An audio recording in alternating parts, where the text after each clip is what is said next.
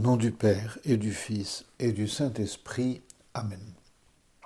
Mon Seigneur et mon Dieu, je sais et je crois que tu es toujours avec moi quand je fais un moment de prière. Mais aujourd'hui, jeudi saint, un si grand jour qui éclaire de sa lumière toute l'année, je vais tout faire pour être encore plus attentif à ce que tu veux me dire pendant ces 10 minutes que je vais passer avec toi. Marie, Joseph, mon ange gardien, accompagnez-moi pour que je profite de tout ce que Jésus fait pour moi, pour nous, pendant la Semaine Sainte. Je ne sais pas si vous avez déjà entendu raconter ce mot d'enfant, en tout cas il m'est arrivé à mes oreilles comme cela, comme un mot d'enfant, de ce petit ou cette petite, je ne sais, qui, faisant un gros câlin avec sa maman, lui avait dit, avec toute son innocence, « Maman, je t'aime de tout ton cœur. » Sa maman l'avait regardé avec beaucoup d'affection et lui avait dit « Bon, j'imagine que tu veux dire de tout mon cœur. C'est ça qu'on dit d'habitude. »« Non, non, maman, je t'aime de tout ton cœur. Le mien est trop petit et le tien est si grand. » Quelle belle manière de prier, nous aussi. Voilà quelque chose que nous pouvons dire, bien sûr, à Jésus et bien sûr aussi à Marie.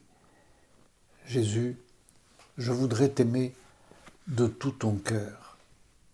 Marie, je voudrais t'aimer de tout ton cœur.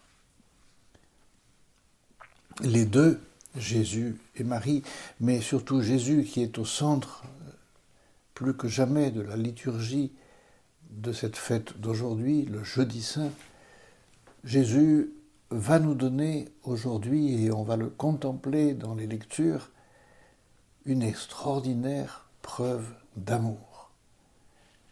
Jésus est arrivé à Jérusalem.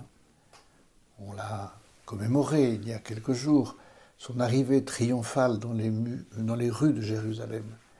Mais c'est un triomphe humain et ce n'est pas celui que Jésus cherche. Il veut autre chose, il veut un triomphe d'amour. Il est venu à Jérusalem pour célébrer la Pâque, c'est-à-dire pour célébrer l'ancienne alliance, cette fête qui commémorait le sacrifice de l'agneau juste avant de quitter l'Égypte pour rejoindre la Terre Sainte, lorsque Dieu avait demandé au peuple juif de sacrifier un agneau sans tache, dont le sang devait être déposé sur les linteaux de leur porte pour que l'ange qui allait punir les Égyptiens les épargne. Jésus est là pour célébrer cette grande fête de la Pâque. Une alliance, l'ancienne alliance, que Dieu avait bien sûr passée avec son peuple, avec tout son cœur de père, mais que le peuple avait rompu aussi si souvent. Le peuple qui n'avait pas été capable de rendre à Dieu l'amour que Dieu avait manifesté pour lui. À la fidélité de Dieu, le peuple répondait, pas toujours bien sûr, mais si souvent, avait répondu avec son infidélité. Et moi aussi, Seigneur, très souvent, je réponds à ta fidélité par aussi une infidélité. Le Seigneur arrive à Jérusalem et il a le cœur à la fois rempli d'amour et aussi de crainte de ce qui va arriver. Il nous en a laissé un témoignage lors de cette prière au jardin de Gethsémani que nous contemplerons demain. Père, si tu le peux, éloigne de moi cette coupe. C'était dur probablement d'arriver, humainement c'était dur d'arriver dans cette ville de Jérusalem où Jésus savait qu'il allait mourir. Mais il ne pense pas à cela. Enfin, en tout cas aujourd'hui, le jeudi, il n'y pense pas. En arrivant au Cénacle avec ses disciples, la première chose que le Seigneur va faire, et c'est ce que nous allons lire dans l'évangile d'aujourd'hui, c'est de laver les pieds de ses disciples. Laver les pieds de ses disciples.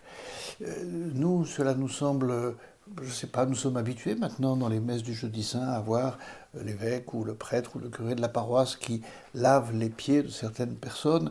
C'est un geste qui est presque devenu banal, mais qui ne l'était pas du tout à l'époque de Jésus. Laver les pieds, ce n'était pas le rôle du rabbi, le rôle du maître, c'était le rôle de l'esclave. Et d'ailleurs, les disciples ne s'y trompent pas. Pierre ne s'y trompe pas. Il refuse. Seigneur, tu ne vas quand même pas me laver les pieds. C'est pas à toi de faire ça. C'est un geste d'une grande humilité, un geste d'un grand amour pour chacun de ses disciples, y compris Judas, à qui il a aussi lavé les pieds. Et on se souvient que Pierre a résisté, il n'a pas voulu. Non, Seigneur, tu ne me laveras pas les pieds. Et alors Jésus, avec probablement un regard que j'imagine très doux et avec une voix très douce, mais si je ne te lave pas les pieds, alors tu n'auras pas de part avec moi. Et là, Saint Pierre craque complètement. Alors Seigneur, si c'est comme ça, ne me lave pas simplement les pieds, lave-moi aussi les mains et la tête. Après ce premier geste d'amour, le Seigneur va en poser un autre qui, je pense qu'au début est passé un petit peu inaperçu, en tout cas sa signification profonde est passée inaperçue. Ils n'ont peut-être pas perçu que ce geste allait passer les siècles et arriver jusqu'à nous. Le Seigneur va instituer l'Eucharistie. Il sait que le lendemain, il va donner sa vie sur la croix. Mais il veut nous la donner aussi d'une autre manière. La croix, c'est un acte historique qui a eu lieu une fois.